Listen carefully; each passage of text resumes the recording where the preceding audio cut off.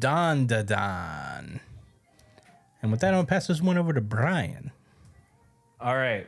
So the chapter picks up where we left off with the hammer guy hammering the water and then bringing Momo back into full form. And she awakens inside of a hotel room with Vamola sleeping right next to her. She kind of looks a little confused as she walks out. And do we know this character? Have we met her they're before? new. Or is she looks too distinct. I'm sure she's gonna come back later. Like Me too. she stands out a little too much. But she's wearing an oversized suit. It's a big coat. Yeah, it's a very big fucking coat. I don't know if that's like a Japanese thing or if that's like It looks like a big robe, but she's wearing a tie underneath it. But it seems as though she works at this hotel. And she asks like where Seiko is essentially. She's like, "Where's my guardian? Like, what the fuck? Where is she? Is she in another room?" And the lady is like, "Okay, let me go find out. Just wait."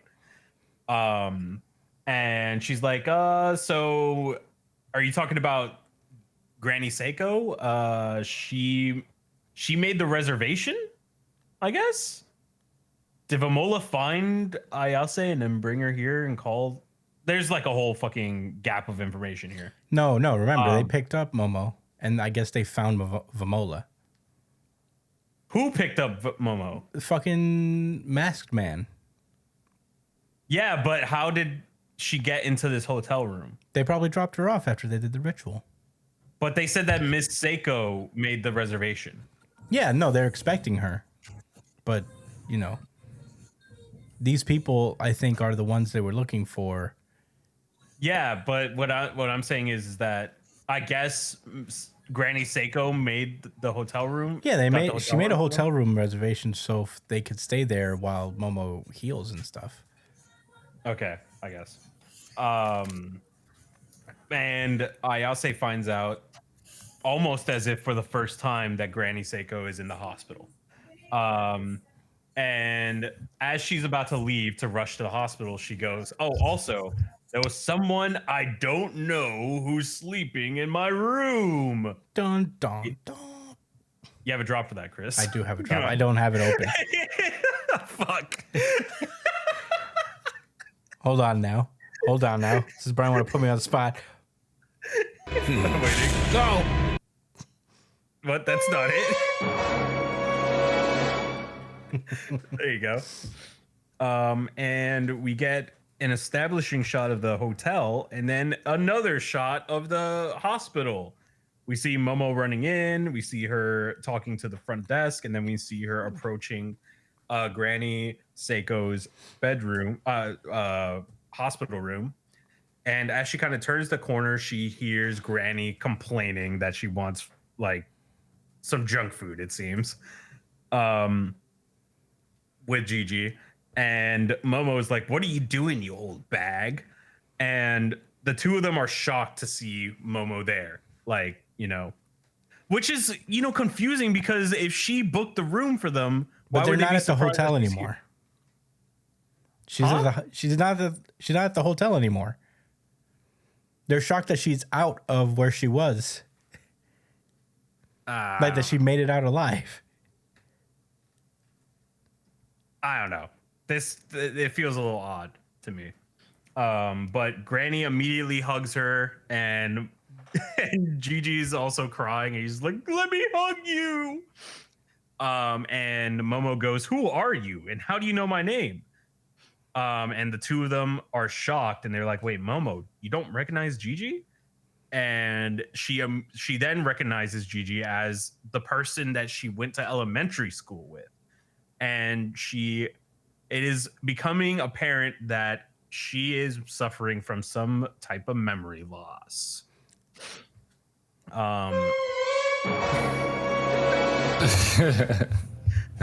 And then from there, we immediately cut to Okaroon, who is doing some training. We cut to Okaroon doing a handstand. And I forget this guy's name. What's his name? I forget his name too. trainer guy Rock is Lee. like, please visualize your chi flowing straight to your head from the bottom of your belly to the top of your head. And Okarune's kind of like, how long are you gonna make me do this? I'm gonna die any second now.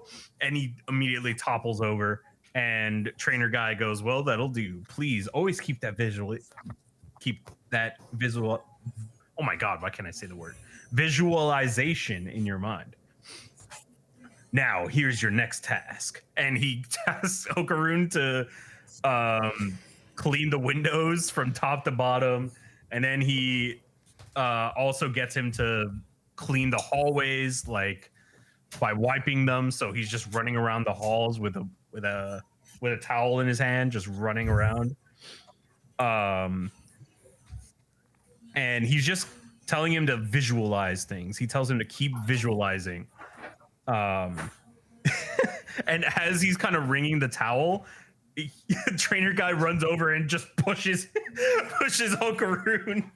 And he's like, if you're still getting knocked down easily, you've got a long way to go. Somehow Gigi learned it so easily, which is kind of a motivator for Okaroon to not lose here. And this old man who kind of looks like Sakamoto, like big fat Sakamoto, comes over and he's like, thank you. I can't believe you're even cleaning for us. And trainer guy That goes, does look like Sakamoto. Yeah. pay it no mind, since we're lodging here for free while we're in Kamigo City. It's only right we do at least this much. And we cut to Okaroon also sweeping outside as trainer man is like, please lower your hips and keep your back straight. And he starts to think about Momo, and we cut back to Momo, and she goes, nah, there's no way aliens are real. The worst thing that could have possibly happened. Josh, what are your thoughts? I don't know what the hell to think.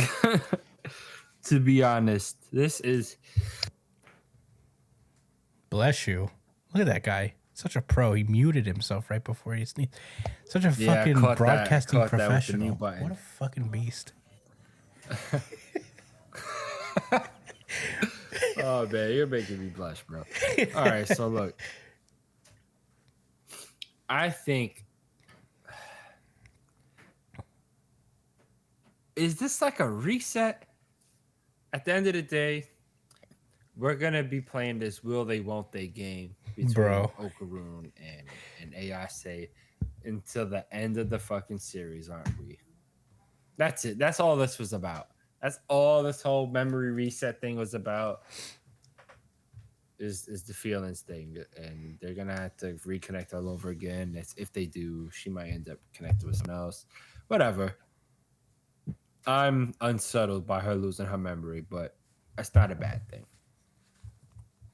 It's a nice spice. I like that Okaroon is learning something else other than the granny powers, but he's got to get them shits back. That's his thing, man. Mm-hmm. Or maybe he's gonna use his chi in a way that allows him to run like Super Granny. Maybe Super Granny's gonna train him. I don't know. There's a lot of possibilities.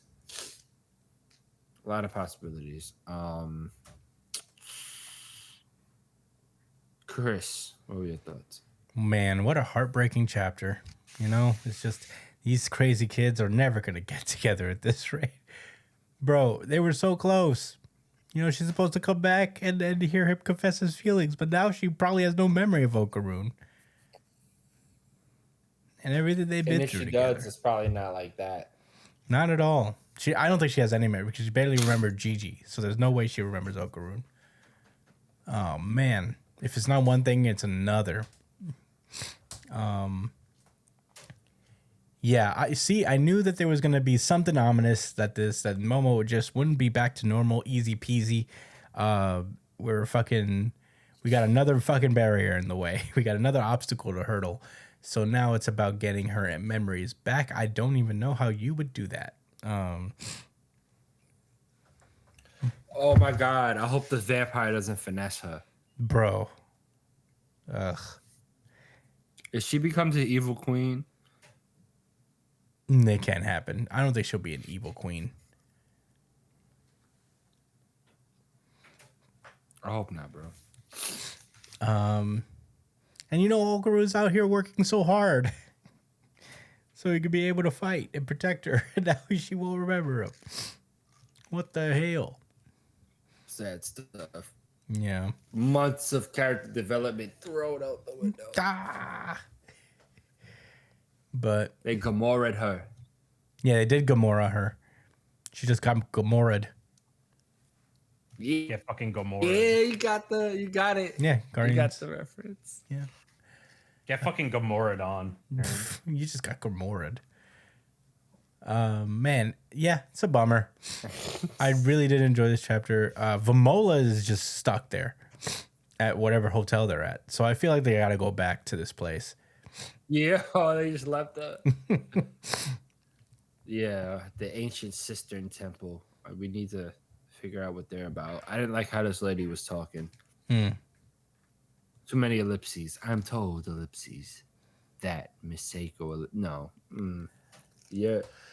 You're suspicious. Very sus. Are you evil? Did you take Momo's memories? She sure did. You're getting in the way of our shipping. She took her youthful memories and added it to herself. That's why she looks young. Yeah. And that's what Miss Seiko does too. But she does it in a more ethical way. It's ethically sourced and vegan. Yeah. How she retains her youth. Yeah. Brian, what did you think about this chapter? Not a fan of the memory loss. Not gonna lie. Not a fan. Are you Felt handing L's out? Yeah, I'll hand out an L for this one. I'll hand out an L. Oh. This is the first L in a very long time. I can't remember an L in the series so far. This is the first one. Like a legitimate L? Or you Yeah. don't like this development? I don't know. Like it's very common that my memory loss stuff is kind of like, a lazy thing in writing. Like it's really hard to make it work in a way that's interesting. Like even when Oda did it with Big Mom, it was kind of meh. It's like, why? I feel like you could do literally anything else and it would be more interesting. So I don't know. It just feels like, why rehash shit? It just feels like, oh, now we're gonna be in this whole memory loss charade for the next like 2 to 3 chapters, or maybe forever. Who knows? It fucking blows. I'm not a fan. But we'll see. I just, a little disappointed. I thought this guy was a lot more creative than this. You know what I mean? I feel like he's above doing memory loss subplots. But that's about it for me. Yeah. The only thing I would say is that I guess if there's anybody I trust to subvert a trope, it's probably the creator of Dandadan. But I see where you're coming from, Brian. My hope is that maybe that he finds a unique twist to, the memory loss trope. But we'll just have to see about that, really.